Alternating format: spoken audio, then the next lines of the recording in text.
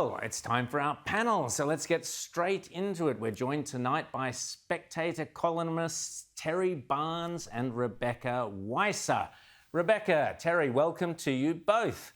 Let's start tonight with this brilliant topic that I mentioned earlier that Paul Collitz writes about on the Spectator's Flat White website today, which is this tongue-in-cheek, or is it tongue-in-cheek, suggestion from the Canadian broadcaster Mark Steyn that the British should draft in a real Conservative to replace Boris Johnson, and Mark Steyn recommends Tony Abbott. What do you make of that, Rebecca?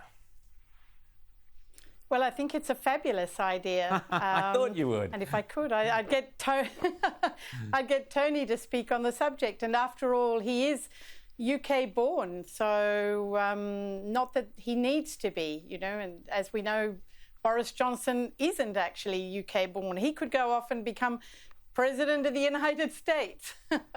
So, well, I don't think it's likely to happen, but there's no doubt that Tony is a red-blooded Oxford blue and a Conservative to his bootstraps, so he'd be great. And isn't this the point, Terry, that Steyn was making, that, and I say a similar thing here, it's very hard to find the real Conservatives in what is supposedly, in Britain, the Tory party, the Conservative party. Steyn's point was that, well, Abbott is a real Conservative, as Rebecca said, a blue blood.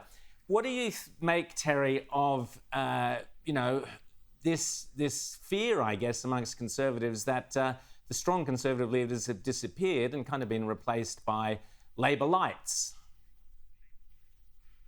Well, I think it's more than that, Rowan. I think it's actually Conservative leaders being replaced by leaders with no ideology whatsoever, who do whatever it takes, as Graham Richardson used to say, but don't actually clearly believe for anything other than getting into government, getting into positions of power and actually using that power. And I think, look, it's something that afflicts both sides of politics, but certainly on the centre-right at the moment, I think there is a lack of Conservative leadership in the sense of having true Conservative values. And I think part of the problem too is that those of us on the Conservative side are divided at the moment about what those Conservative values are. I think we need to have a good hard look at ourselves and a good debate about what we really stand for, what we all agree on. And I think somebody like Tony Abbott would be a great rallying figure in Australia, let alone in the UK.